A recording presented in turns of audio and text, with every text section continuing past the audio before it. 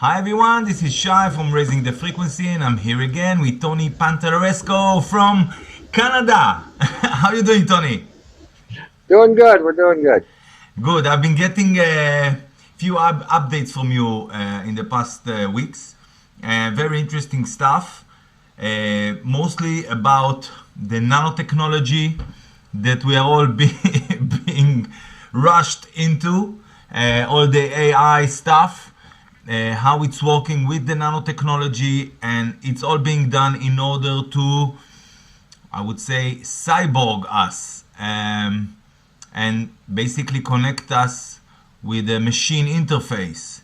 And that's nasty to know, but it's also important to know because we live here and now, and well, a lot of us have kids and grandchildren, and those who want to look after them. We better start listening to what you have to say. So what you have for now, Tony, what you have for us? Well, we're in there's a biblical reference in the New Testament saying that we're going to go back to the days of Noah. Those weren't good days, period. And when you look at the history of Nimrod and Tower of Babel, they already had an AI network then because everybody was of one mind and one language. So when you understand that expression, that is talking of a program language because they didn't have to communicate with each other. They knew exactly where they had to be and what they had to do without uttering a word because they were linked with a program, not telepathically. People think that they maybe had a telepathic network. If it was a telepathy, it was a synthetic one. Right. They were hardwired into a program because they had been assimilated to the program by the same thing that's assimilating us today with Nano. And then some people might say that's a stretch, but I don't think so. I think the history is repeating itself, just as the prophetic utterances were made about us being back in the days of Noah. We are in those days. We're not getting there. We are there. So we're talking AI, we're talking nanotechnology. I've been saying for 5 years that the cell phones have been programming us. Well, the other day I found a guy on the network. Cyrus. Who not only said what I've been saying, I was stunned, saying exactly what I was saying. Yeah. But he went and took it to a whole new level of biometrics and how the AI network on the phone was exactly like our biometrics, and the only way that is really the only way that could possibly happen is because we have been induced with a technology to make us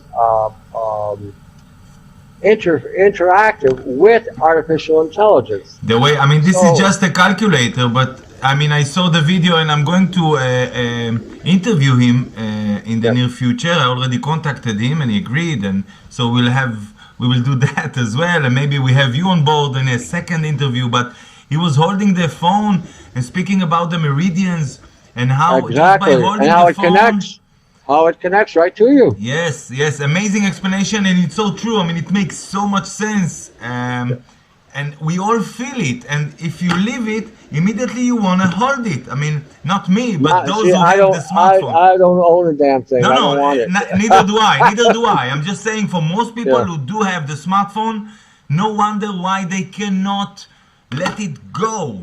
Well, when you look at a child and you take away the cell phone or the iPad, they go ballistic because that phone is hardwiring them to it. You have to understand, you have a child, if you've had a child in the last 10 years, that child is hardwired with nanotechnology already. It's in the genetic code.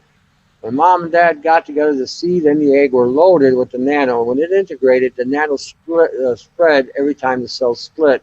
And when the baby was incubating in the mom's uterus and the umbilical cord was connected, it was feeding it nano. So these kids coming out today are mutations of some kind. Of what nature, I have no idea. But they are all hardwired, programmed to be hardwired to an AI network.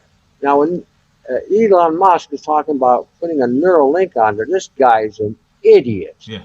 He's correct on so many levels when he talks about artificial intelligence, and he's correct when he says nobody will control it. You can't control a complex operating system that can program itself. Where he's making a grave mistake is he's thinking that artificial intelligence is going to be benign.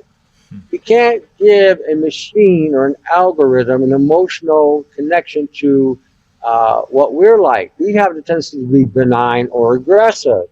Machines don't have that emotion. They look at things from A to B and the shortest and most efficient route to get there. Yeah. They don't care about us. It's like us walking down the sidewalk.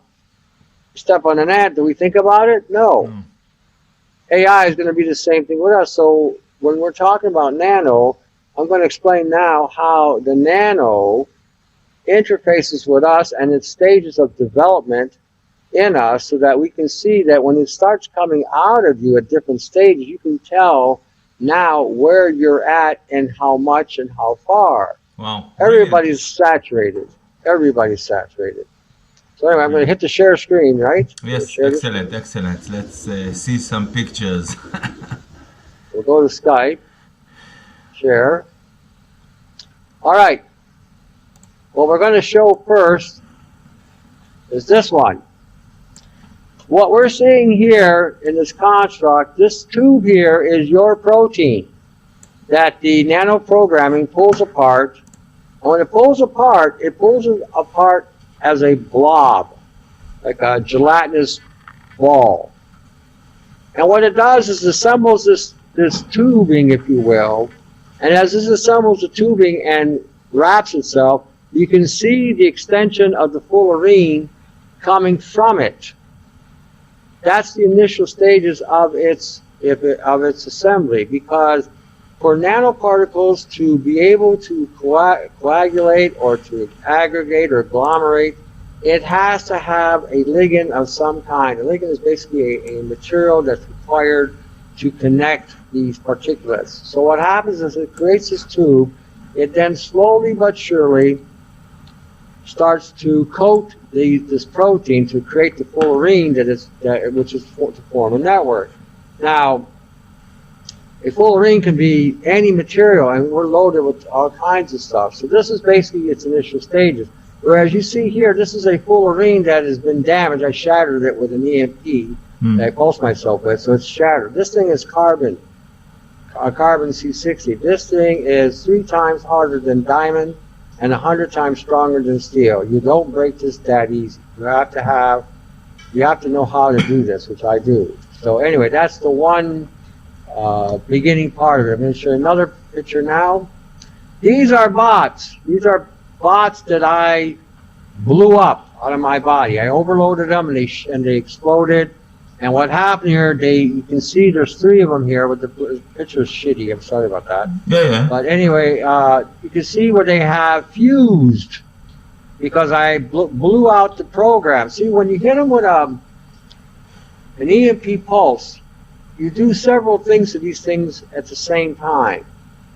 As I was talking earlier before about the construct, and you were talking about the Tower of Babel and how everybody knew where they had to be and to do what they had. Well, nano works the same way. All nanoparticles are a nanosecond apart. If you can imagine something that close. And when they start to construct the fullerenes in the body, they know exactly where they have to go, and they will fall just like that, just like whatever. And each one is a different size and shape. And what happens is it comes down, it will coat that protein and start to assemble without touching each other. Now, when you hit them with an EMP, what winds up happening is you disassociate them from the program. Now they're scattered. They don't know what to do. And at the same time, when you hit them with the wave, they touch each other. When they do, they create a major shorting out, because each nanoparticle modulates at 100,000 modulations per particle, and they're different sizes and different shapes. That's why when people are talking about they're using a ripe and a scalar, they don't know what the hell they're talking about. You can't lock onto this if you wanted to. Now what they're seeing with their results is they're knocking out biofilm, the excess of biofilm that may have accumulated because your body's immune system produces this bacteria or biofilm to try to break this up, consume it, or lock it down. since it can't do any of these things to it, what this stuff does, when it uses those proteins, and we go back to that first page, first shot, there, and you can see that's your biofilm that it's using against you, your own body. Now, when you get here, these are the bots that are basically carrying a payload of some kind.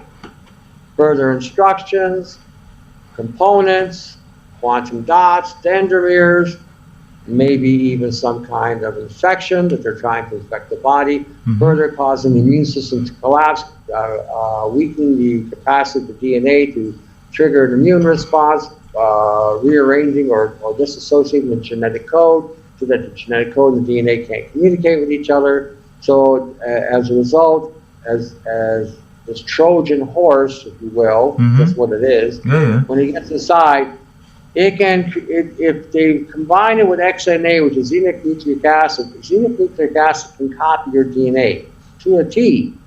Wow. And your body would not know the difference. The difference between the XNA, though, it can carry these kind of bots or kind of programming, insert them into the genetic code or into a double helix, and now they become a part of you. That's how dangerous this shit is. And this stuff can be accessed by just about any frequency out there. Wi-Fi, your RFs, your ELFs, your EMFs.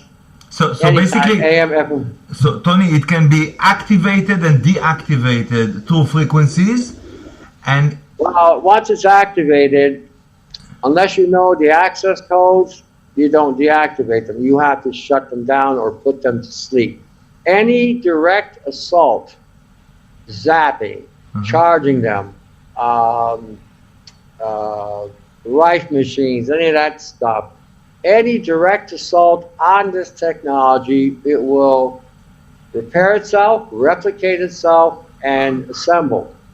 In other words, it has a intelligence to defend itself and to come up with the counter to whatever you're doing in regarding to a direct assault. So again, what's the best way to remove them or to shut them down? Basically, you put them to sleep. PM, wipe out the program. Program has to be wiped out. Right. No program, all you have is inert metal. Now, because they're charged, when they touch each other, they blow each other out. Now, the next thing you do, you have to extract this stuff out because, see, when we're talking about heavy metal poisoning, we think of a heavy piece of metal. Oh, man, we got a lot of shit in us. But when we're talking nano, one cell in your body can have thousands of these particulates in them. So you're not talking heavy metal. We're talking dense overload in the system.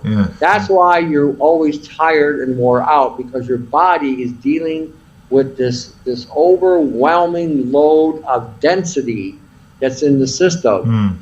I talked to somebody earlier today, when you go for a walk and you're walking outside, you no longer are walking and there's just air. You're walking now with a layer of nanoparticles that are in the atmosphere in a dense level. And you can test the density, you can test this as well. Just get a laser, a green burning laser, put it on the ground. You can do it any time of the day if you want, because those lasers are powerful, but if you do it at nighttime and you hit the light and it goes up to 10 miles or 5 miles as they go up, you will see that that laser is loaded, and you load it with particulate matter that's constantly intersecting the laser beam. It will resemble what they call a Tyndale effect. When you're putting a laser in through a glass of water, there's particulate matter in the water, the laser beam will be solid. When you fire that laser beam up in the sky, it will have all kinds of shiny flecks, and it is at ground level where you're walking. So when you're walking today, you're removing massive amount of mass that goes around you, over you, whatever. When I was a kid, I'd walk 8-10 miles a day, didn't faze me. Now I walk 1 mile, not because I'm old and ancient, but I walk 1 mile now, and I'm winded, and I don't wind that easy. And I realized when it first happened, I was like, what the hell's going on? Why am I tired? I shouldn't be tired at all. I'm pretty still fresh and spry, but man, I feel like I moved a mountain. And then it dawned on me, I did move a mountain. I moved several mountains by the time I walked from where I was at to where I had to go. So if you are feeling fatigued sometimes, it's because you move. To do this, you're not just moving your hand through air. You've got tiny particulates all around there that you're moving. But you're saying these are artificial particles, right? I mean, this is nanobots. They can be nanobots, they can be particulate matter, they can be fullerenes, they could be dendrimers, they could be origami, they could be anything that they're putting out there, you know. So there, I'm going to show this here. That's a piece of titanium I got out of me. Again, through using the stuff I've done. And this here, when you look at this piece here, this is my, again, another protein that, from my body that made these fullerenes here. Now these are tattered and shattered because of, again, I kind of blew them out of the water. But this is titanium. But hang on. How do you know it's titanium? Did you test it in a lab? I mean... No. I mean, I know what titanium looks like. So, you know, I mean, you know, after dealing with this stuff for a long period of time, you can basically gauge what metal is what. You know, you can. I've seen mercury come out of me. I've seen lead come out of me. I've seen, this is titanium. Right. Now, this titanium is extremely lethal to the male population. It goes into the testicles and literally shreds the testicles to pieces so that you're incapable of reproducing or even producing testosterone or even have the capacity to get an erection. That's how damaging. This came out of my head, popped it out of my head. So I'm just showing that this is some of the stuff that you will see come out of you. But how did you take it out of your head? I pulsed it and then pressed it out. Now this here is a bot. This is an actual bot. Okay, it looks like almost like a sesame seed. Okay, now this is, you got to remember, these things you're seeing here are magnified at 600x. Right. 600x. This you wouldn't even see. Yeah, sure. You can see it with a 60x, and it looks like a real tiny, shiny little, you know, bearing, like a ball bearing or a BB or something, you know. But that is a bot. Now, when you see here, this is a bot, and this is what they use to deliver the payload. This is how they use to deliver their vaccines. This is how they use to deliver their infections. When they chemtrail you above the sky, they're dumping all this shit on you. Yeah. These things have a program. Most people, you know, when they get a chemtrail assault, can't breathe. They're having respiratory issues. This is why it's carrying some kind of pathogen in it, a synthetic pathogen. Let me be clear on that. A synthetic pathogen that is infecting people with whatever the flavor of the day is, if you will. So, and as you can see, it was releasing to a network. Those in this picture is resembling of a poppy seed. See the cage? This is a cage. Now, what happens is this is wrapped around the bot. That cage helps deliver that bot to its destination by going through a fullerene roadway, channel, network, however you want to put it. Once it gets there, that releases itself from the bot, where then it can go and engage itself wherever it needs to go. Yeah. And then that material then becomes a part of the construct that's going on in the assembly. Just so that you see. Just a quick word, Tony, before you move to the next slide.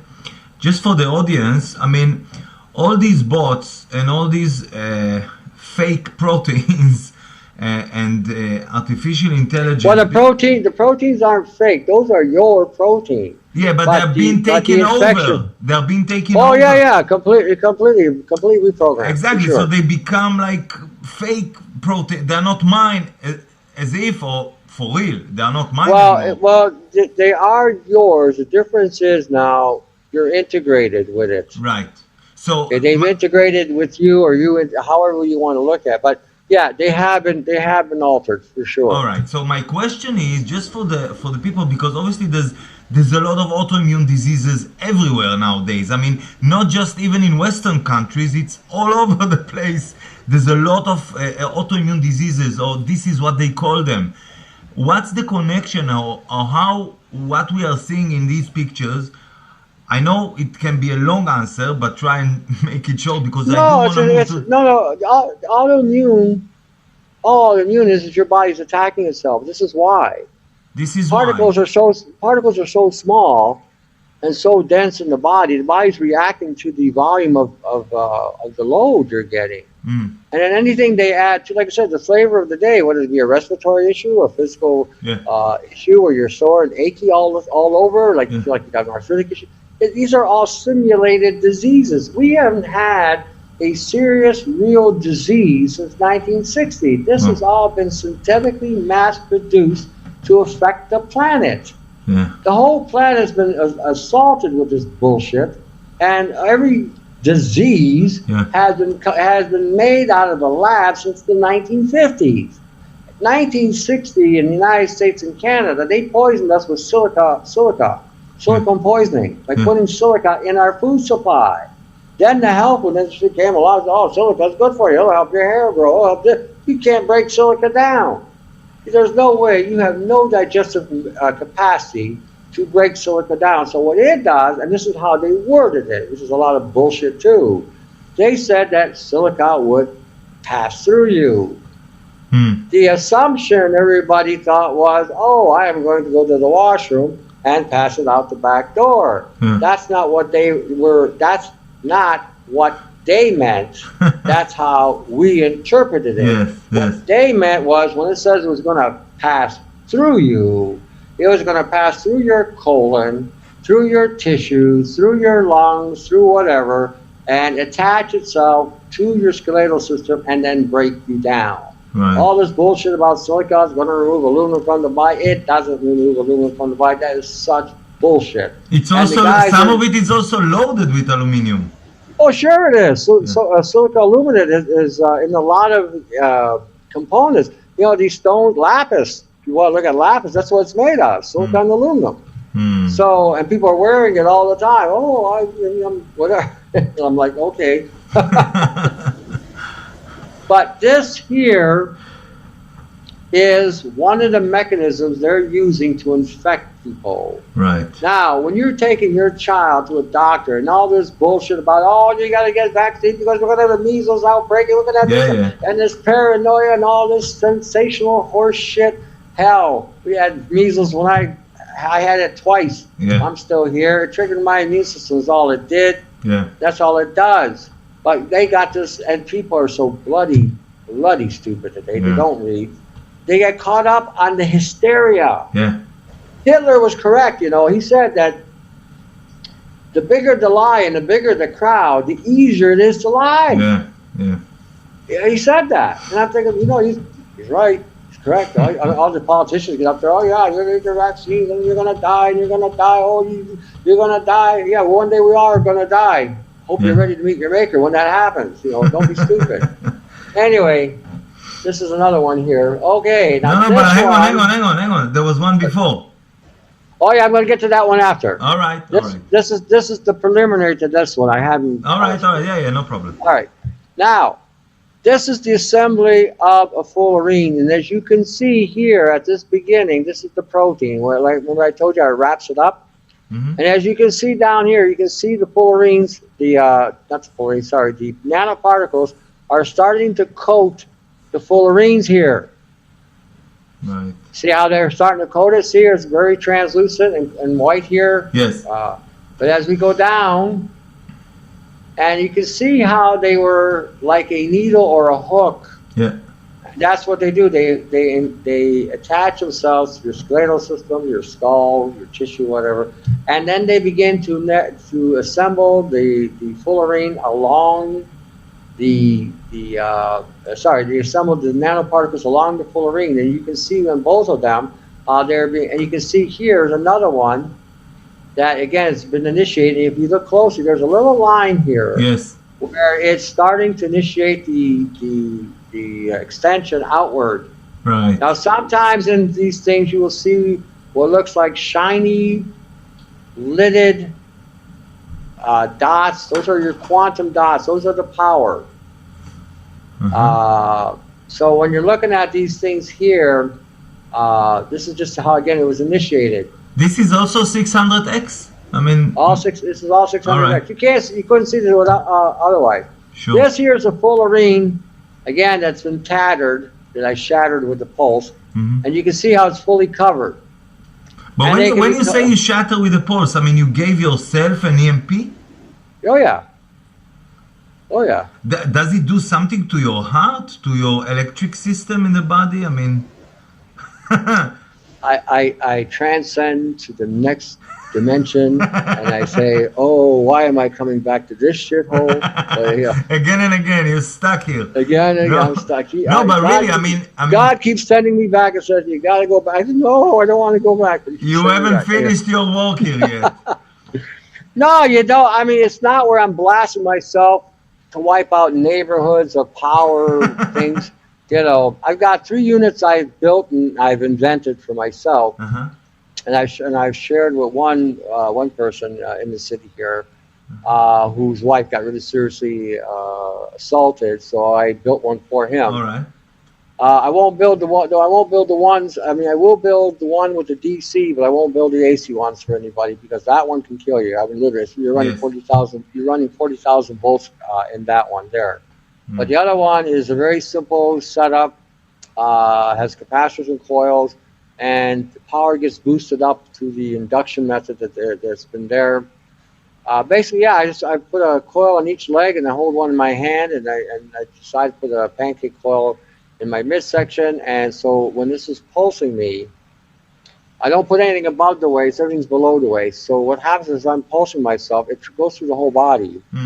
And then when it releases, it comes out, you know, usually where you're going to see the biggest assault here is right along here, in here, along your temple, along the foreheads here, along the crease here, temple, here. You can see I've got a triangle here. There's another scar from these bastards.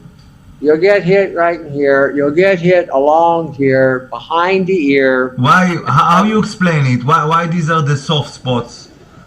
This is the way the access point to your brain. Ah, okay. Your lymphatic, your meridians. Sure. It's all, you know, where they've gone. So you'll get hit here heavily, and you'll get hit here heavily. I have pulled out, I don't know how much shit out of that area. So.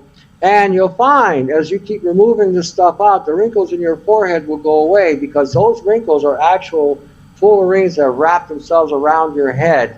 And we've been told these are aging and all this other stuff. That's all a bunch of bullshit, too. We have been lied to on levels you cannot even begin to imagine. It's just... The language I would use if we weren't on the air would be unbelievable. I believe you, actually, that it's unbelievable. You know, I'll tell you the biggest frustration in this life. The biggest frustration in this life is to go through life with the assumption, because it's all a lie and bullshit anyway. Now, I'll tell you, anyone who's a millennial today, what you think you know, you don't know jack shit yet. You ain't seen nothing yet. By the time they get done with you, you won't even know what end is up or down. But the biggest frustration you have in this life, and this is the reason why it's so hard for so many people to let go of certain things, is because the first part of your life before you wake up, you're so caught up in living that program that they have designed for you that you actually think you're living a life. You're chasing the dream, you're getting that big house, that big job, that big car, chasing the women. Women are chasing the money because, you know, men have the money, women have the flowers. It's the way it's exchange, and everything runs around in a circle, and then you get caught up in this religion, whatever it may be, whatever spiritual nonsense that they tell you, and that also keeps you in a circle because now you're distracted with that, and you don't see God in that at all. All you see is some hocus pocus bullshit. And then you wake up, and then you're pissed because now everything you thought you knew. What it is at all. In fact, it's the complete opposite of everything you thought you knew. And the most frustrating part of it all is the fact that you've been lied and had for whatever long it takes you to wake up. And I will tell anybody today, the sooner you wake up, the better it is for you. Absolutely. Because the longer you're in this shithole they call a matrix, and you keep following this bullshit that they have told you is the way to go, even with the religious nonsense, what they told you and what God told you is two different things. Whoever's in that pulpit, whoever's behind the podium, or in the temple, or in the church, or wherever they are, these are men and women, and that's all they are. And they have their opinions and perspectives on what they're reading.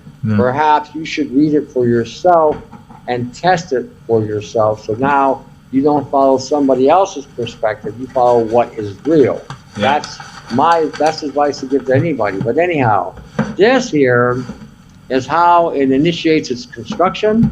Once you see the tubes or the fullerene ligand, the ligand is formed, then you start seeing the fullerene assembling. So this is what we're looking at. I mean, all this advancement from the first picture you saw us till now, it's basically the construction of the Morgellons disease, isn't it? No, not Morgellons. No, it's not Morgellons. No, it's nano poisoning. Nano poisoning, all right. Nano poisoning. So what's the difference? Morgellons was the entitlement that they gave it in the beginning because they didn't know what it was. Right. And there was a lot of hypothesis to it at that point in time. I talked to Gwen Scott several times before she died. She was one of the initiators and progenitors of the discovery of this affliction. Yeah. And she knew it was an artificial life. She called it a pseudo-life. And when we discussed, she called it an artificial life. But she had somebody within her group went so far up her ass she could count the cornflakes she had for breakfast because she mentioned artificial life. She was absolutely correct. When I talked with her, I asked her if I could ask her questions. She said she would only answer yes or no questions. I said, okay, that's good. Makes my questions easy, you know. So I asked her about 20 or 30 questions. I didn't tell her what I had discovered. Yeah. So I like this double blind thing. I'll ask you, whatever, and then I know I got something or whatever. Sure. Everything she answered, I had already validated and verified in my own personal research. Everything. Right. And I asked her, how come nobody else has seen this except you? I seen it. I've never met you before, or talked to you before. Brian 396, he's seen it. How the hell nobody else has seen this?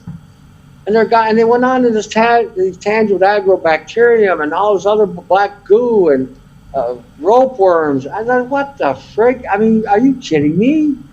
So when we looked at this stuff and saw what we were seeing, and we were just going with the military industrial complex. Yeah. We went with the medical industrial complex, and that's what it is.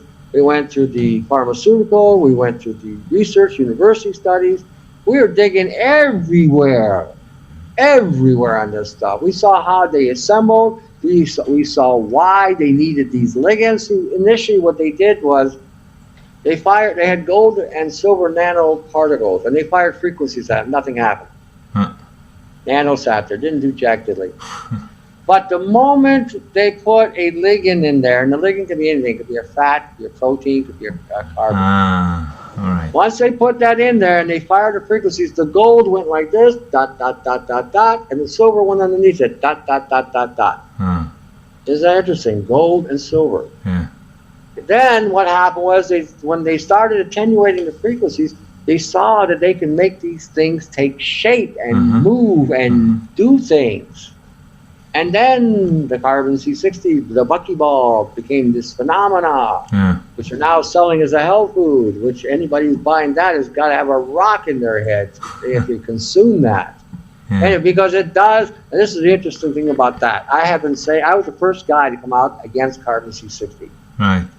NASA came out there and said, the carbon C60. And I came out and said, this is bullshit. I even did a video on it and even got links on my website on carbon C60. I only got about 30 links. But anyway, every show I do on the Podbeam, I put information on carbon nanotubes and carbon C60. This stuff is lethal as hell. Well, they have been validating what I've said too, that once that stuff gets into the brain, you become a super antenna. See, this is the thing about carbon C60.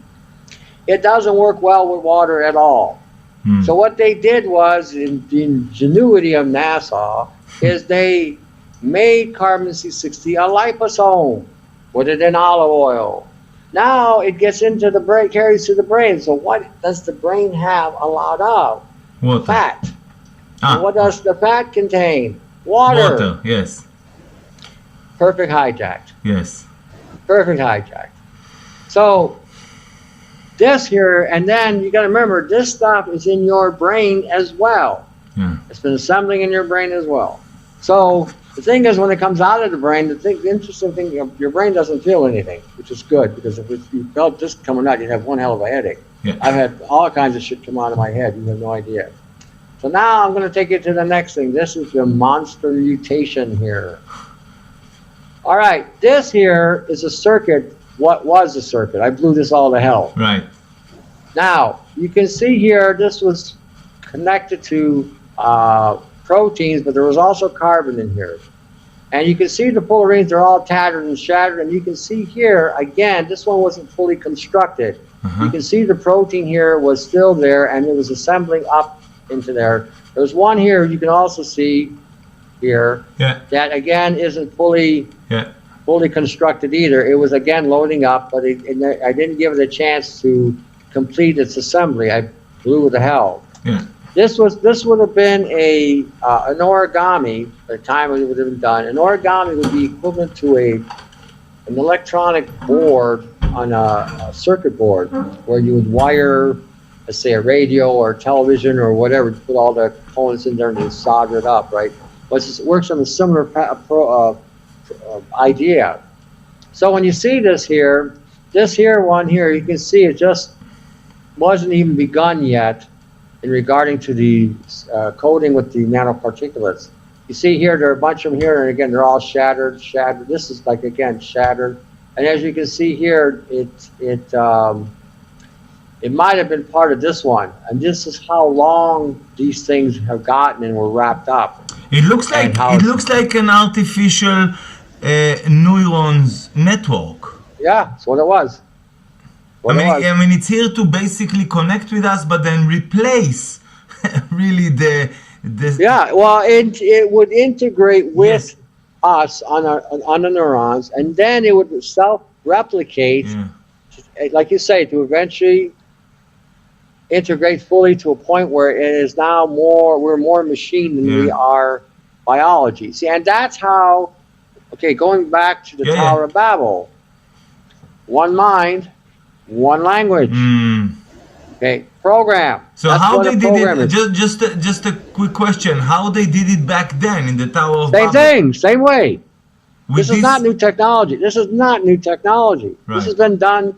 This has been the undermining of civilizations throughout our history. Every civilization that achieved any kind of technological advancement on any level. When you look at some of the places that were devastated from these places, except for Atlantis, which was sunk, but look at the desert. Where did all that sand come from? Now, we can go into the ecological aspects of it, where if you cut down the trees and pull the roots out, then you will have a desert. That can happen. But again, my speculation on this, the only thing that was ever left behind by some of these civilizations was the lead pottery or the silicon. Anything that had to do with silica. What is sand made out of? Silica. What are the two components that supposedly we have? Carbon and silica. I think all that sand that you see are people that were in past civilizations that we're walking on. We can't find them. Can't find some of the things. That seems one of the more pliable explanations, that they were turned to dust. You know, when we're looking at this tech, eventually, guess what? This thing will take over, and there'll be nothing left of you. We are aging exponentially at this point in time because of our immune system being in hyper overdrive, trying to fight this. And as you burn out, this takes over. And the more you are allowing this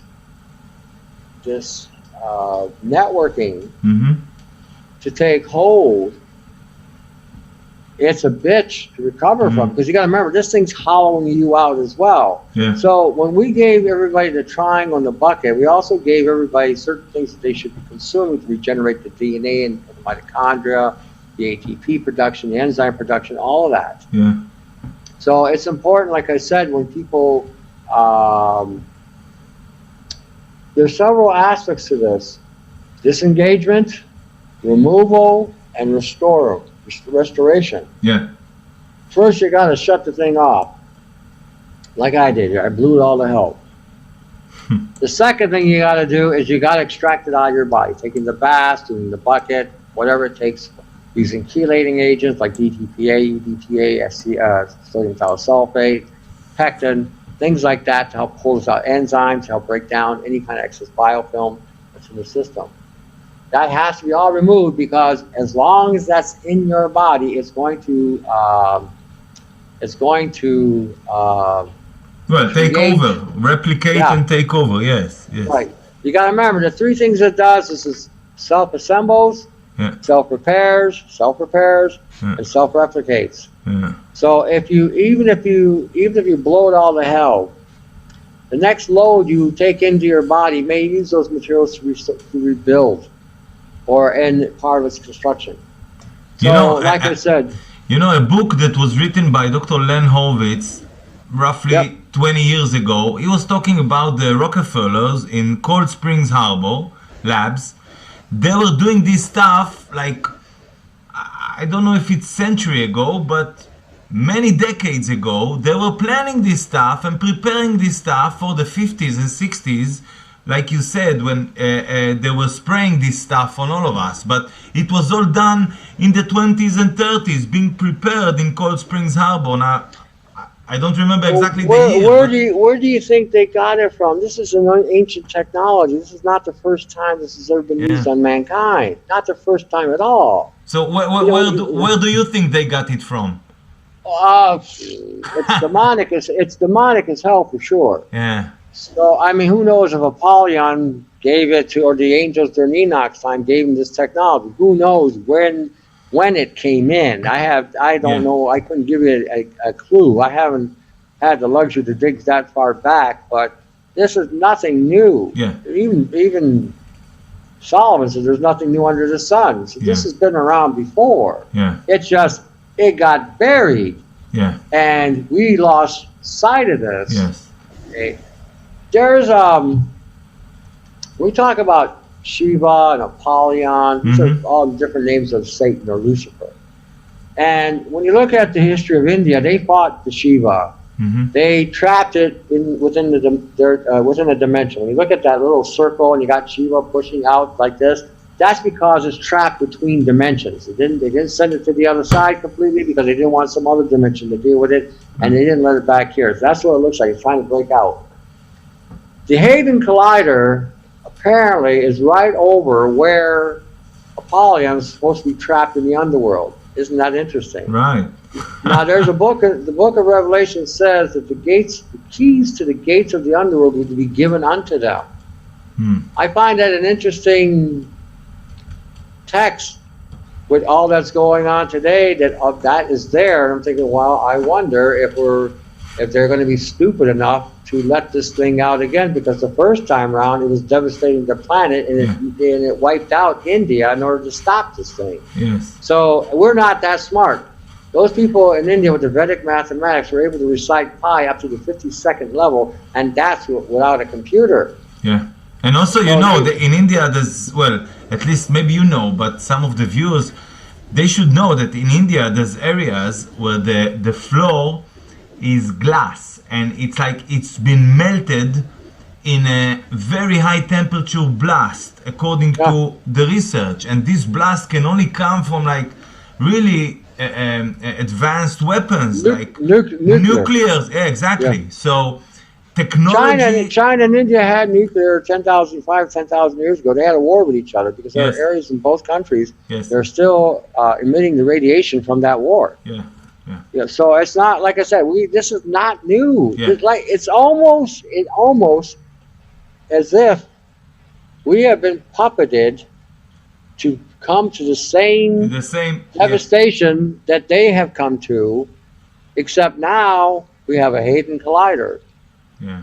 That may be a key to a doorway to another. Well, they said they reached another dimension. They've already admitted to that. Now, this is the $1 million question. Since we don't really know what's on the other side, why are we opening that door? We don't. You know, it's interesting. Stephen Hawking stated when they send out the satellite out in space with our DNA, the idiot that did that, Carl Sagan, send out our DNA on that rocket. They never thought for 1 minute that there might be a malevolent force out there that may decide to come to the planet and conquer it. And guess what? We handed them the code, everything about us. Yes. Exactly. Yes. He made that comment saying that was not the smartest thing we ever did. We don't really know what's out there, and we just gave them the blueprint to our biology. Yes. That makes no sense whatsoever. Yes. Now I'm saying the same thing here.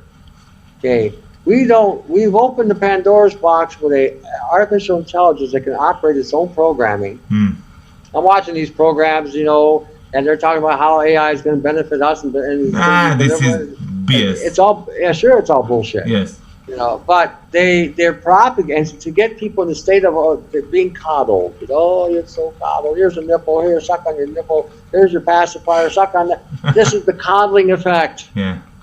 You know, and so they got people again disarmed. Have your phone while the AI in the phone keeps on assimilating you, making you one with the machine, with the machine. So now I'm saying the same thing. We should not be opening that door at all, period. We don't know enough about these dimensions to begin with. They said, well, the only way we're going to know is by going out there. Then perhaps maybe we should just stick around our dimension and fix this one up, because the environment is not doing so hot. The chemtrails in the air are killing everything. And now we got a space fence around us. And then why are we putting 42,000 satellites up in space? Ever wonder about that one? 42,000 satellites are going up in space. What is that doing to the magnetic field?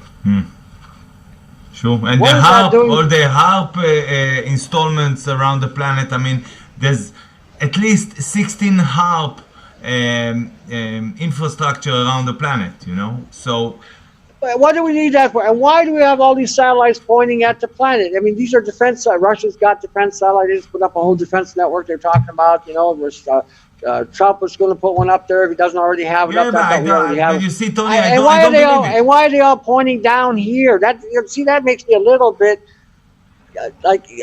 stressed, because I'm thinking, okay, we had the nuclear bomb. Well, I thought, well, that's no big deal, because the nuclear bomb. Well, you know what?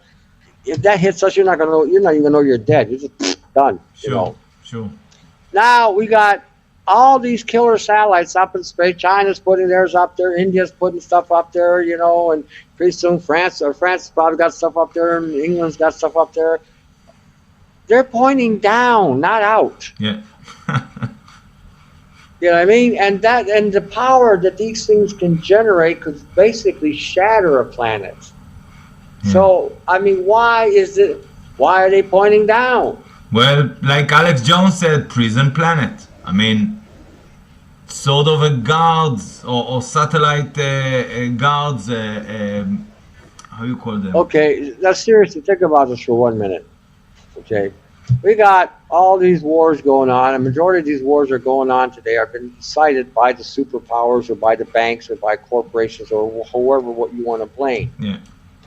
Now, if we really wanted to contain a people, perhaps maybe we shouldn't start wars with them. Might be a good idea. Yeah. And maybe if we educated people on a level where everybody is able to at least communicate with each other without trying to kill each other, that would go a long way too, I think. That's just my personal opinion.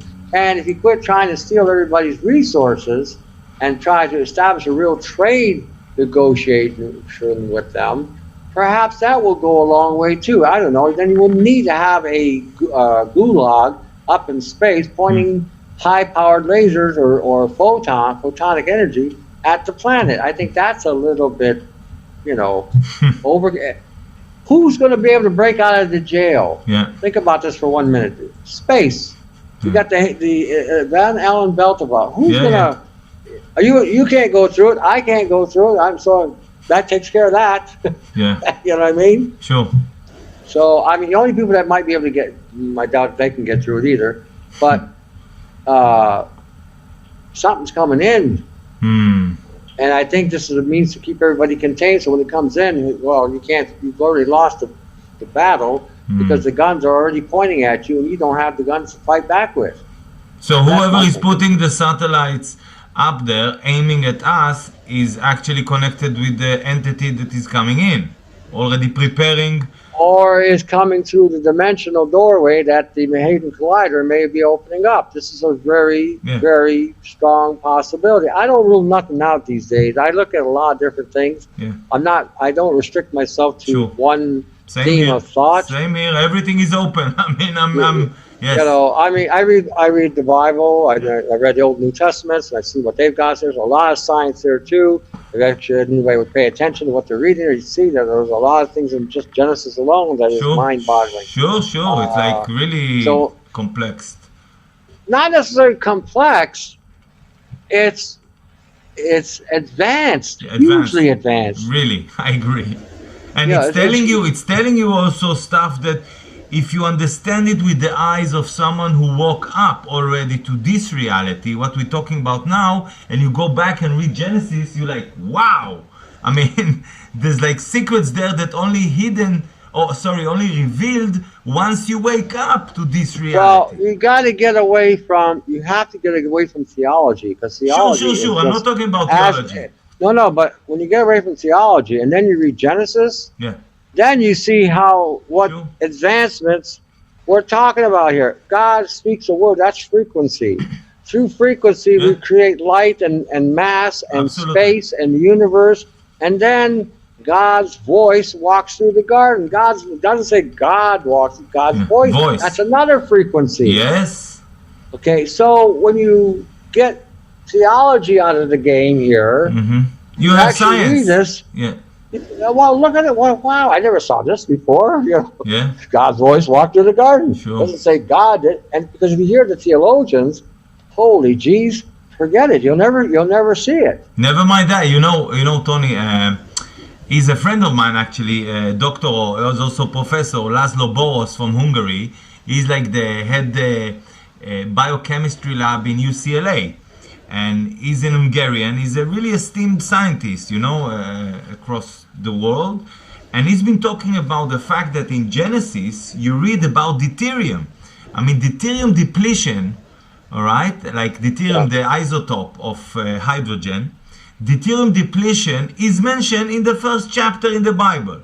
And also there's one book of the 5 books of the Torah, which is Deuteronomy, which is, it comes from deuterium, I mean the word. So he's researching this field also with rabbis, trying to, they already understood some of it, but still there's secrets hidden there. And it's fascinating to read about water and biochemistry in the Bible from stuff that we know now, thanks to the advancement of science and technology, etc., and the ability to know what is deuterium, how to deplete it, how to improve one's health through the depletion of deuterium. So it's really fascinating, and he's been doing that on the other side of the scientific arena and the Bible. It's not what we speak about now, but it's there as well, In Revelations, there was a passage there that gold in its purest form was as transparent as glass. Now that discovery was validated, that scriptural reference was validated back in 1975 when the science purified gold to a transparency. Oh. Now isn't that interesting? 2,000 years ago they were saying this, and so you guys, well, how the hell did they know this? These people are supposed to be backward, chisels and rock, and they had to have been scientifically advanced, or I shouldn't say scientifically advanced, because our scientists, a lot of them today are just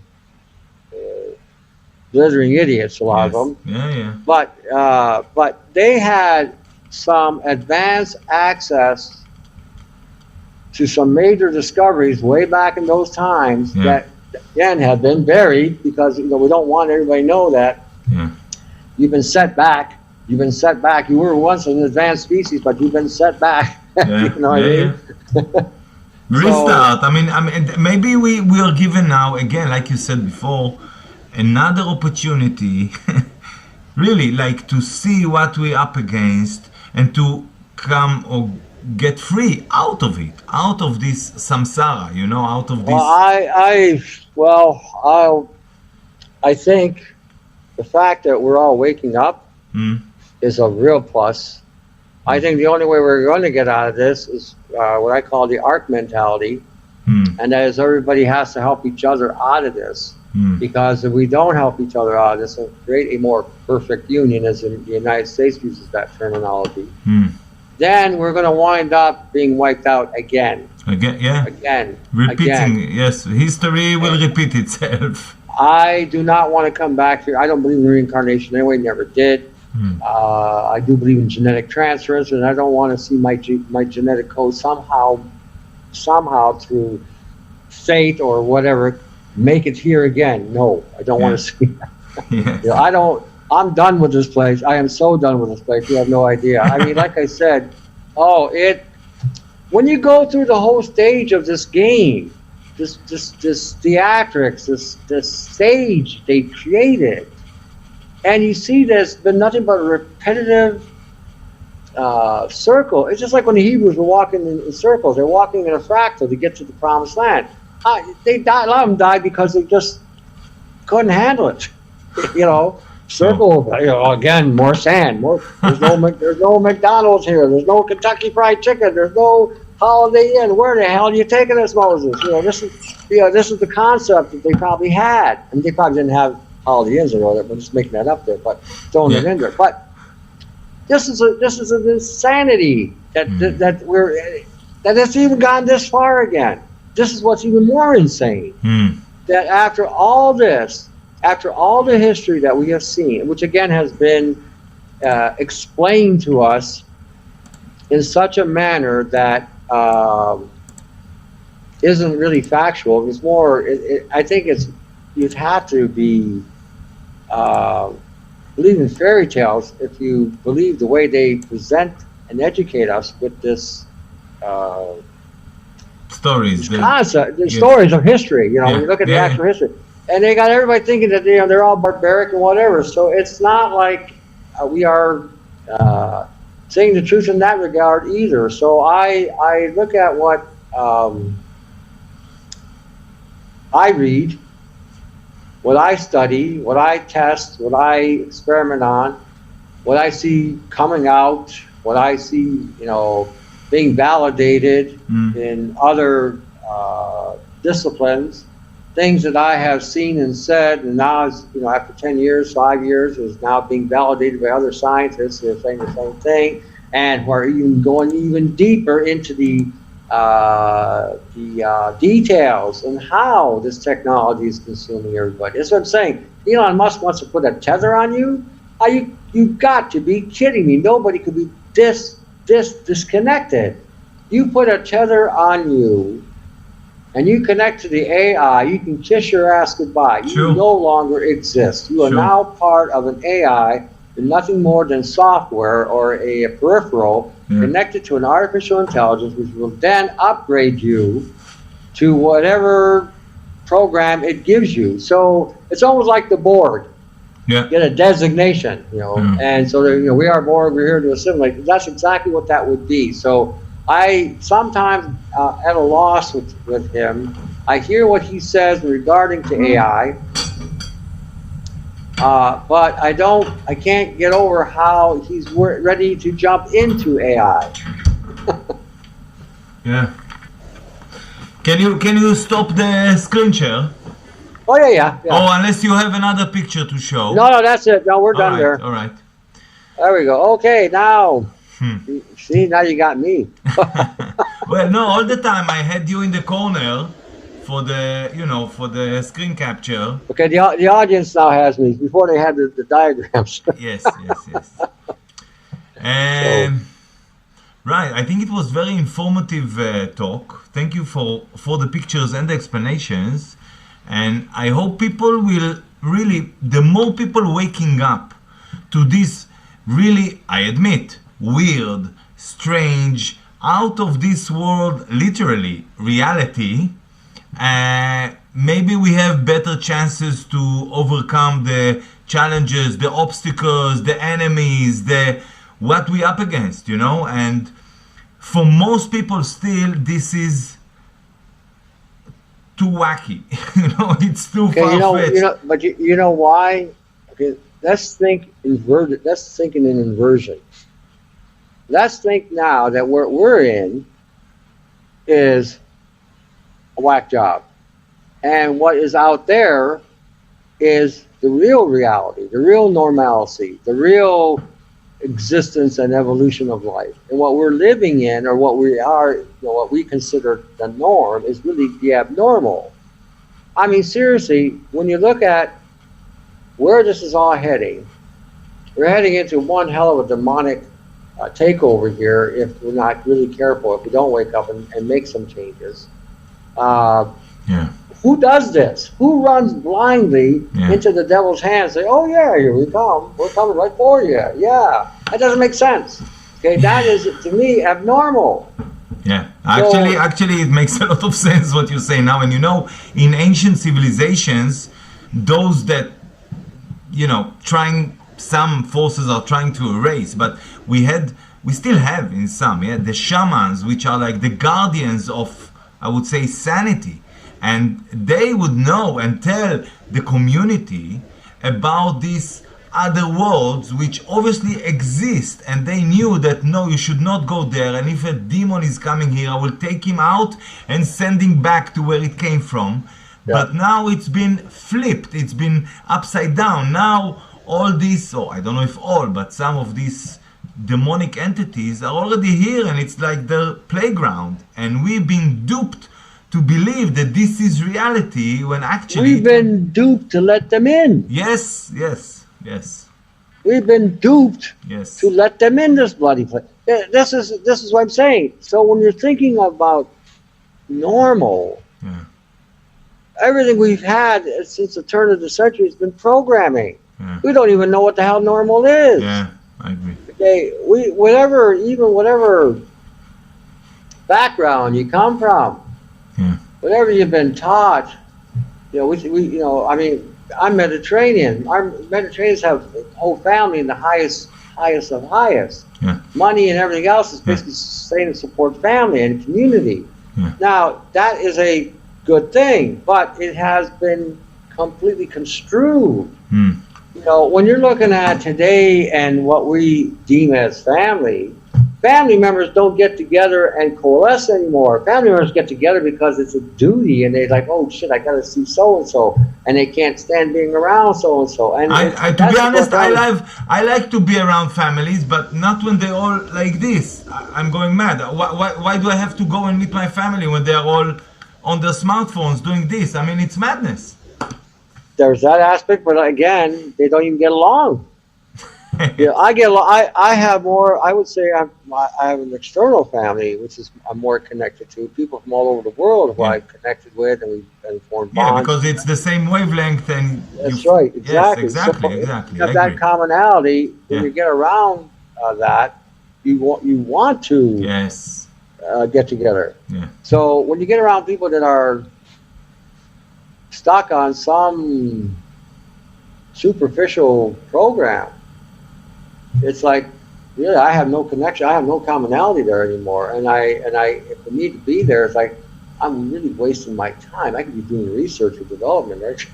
That's how I think. I could be doing something of some substantiation here to come up with maybe another development or some other, whatever. So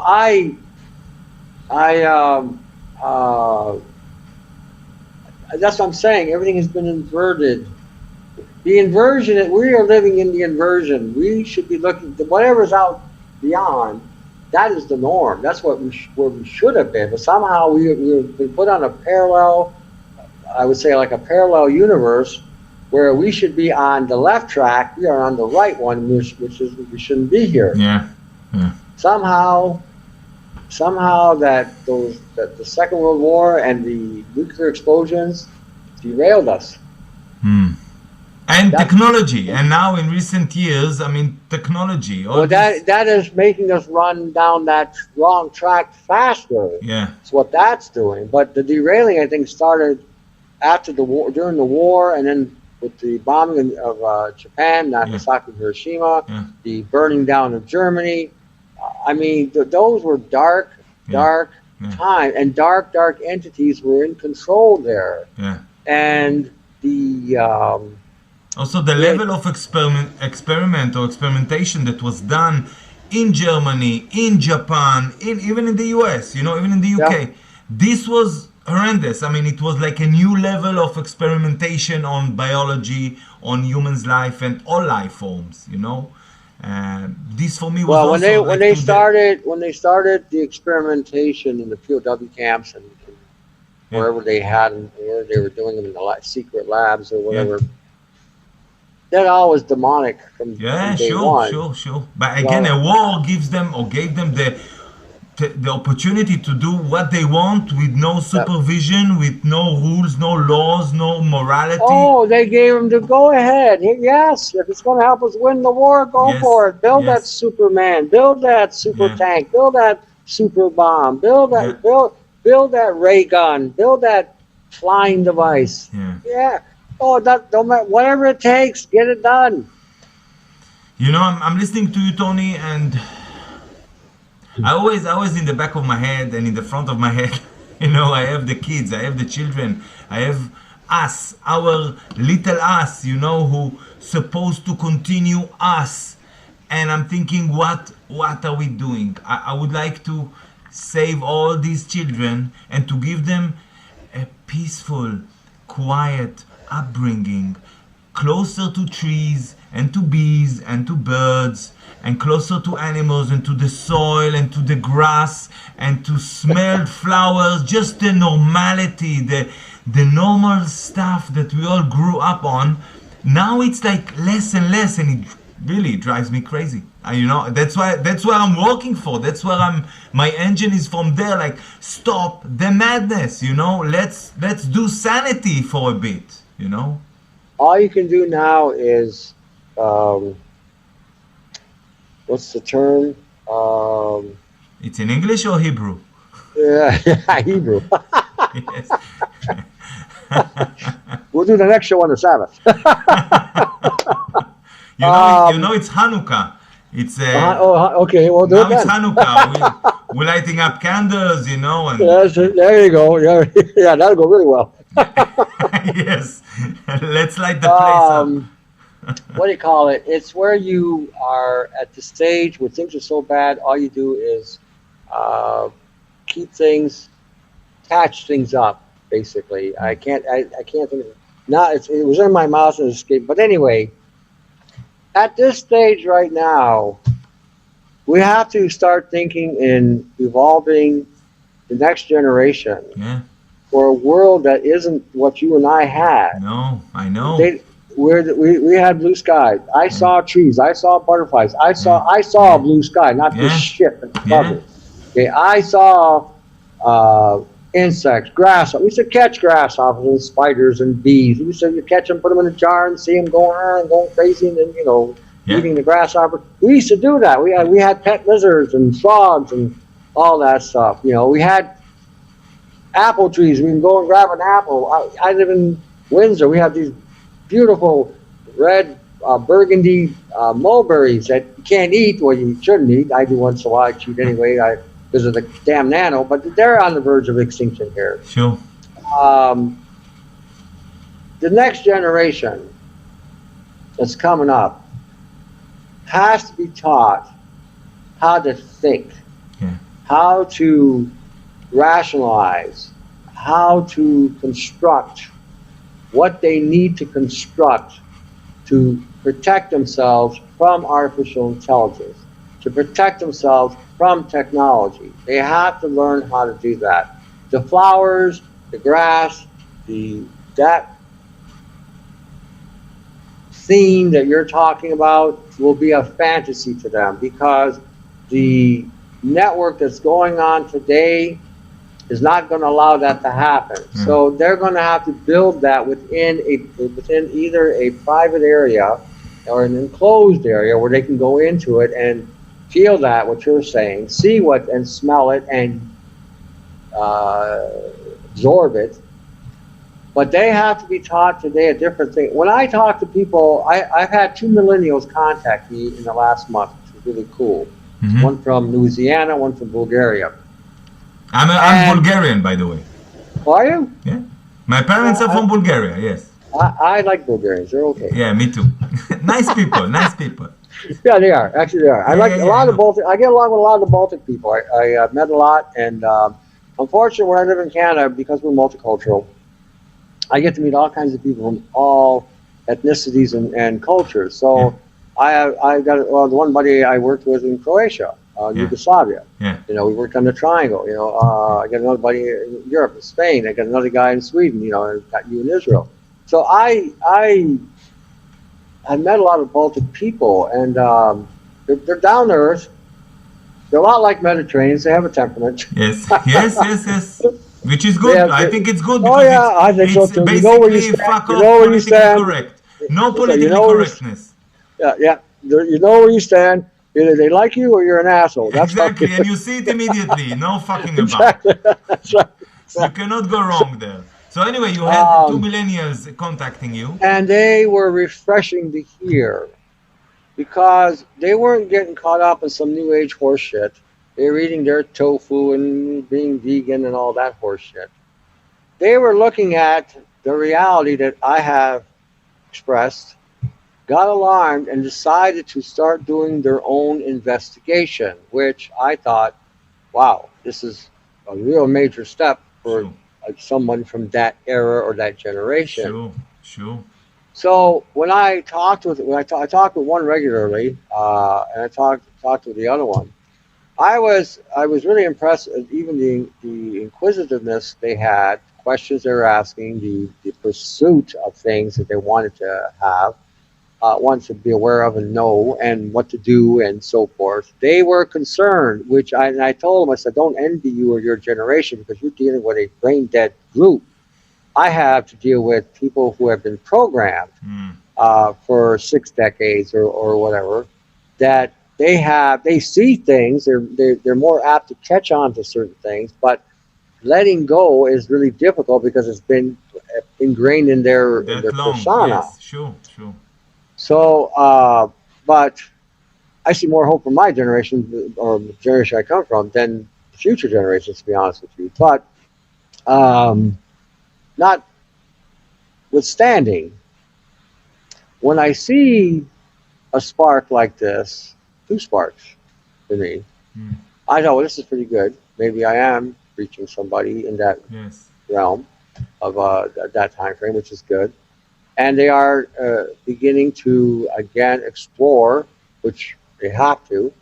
And this is what I do: is I'm trying to get them ready for a future where they may be at war with a machine, and that is a very, very distinct probability that that's going to happen. If you don't wear their chip, you don't get implanted by some damn tether of some kind, you are going to be considered non-existent.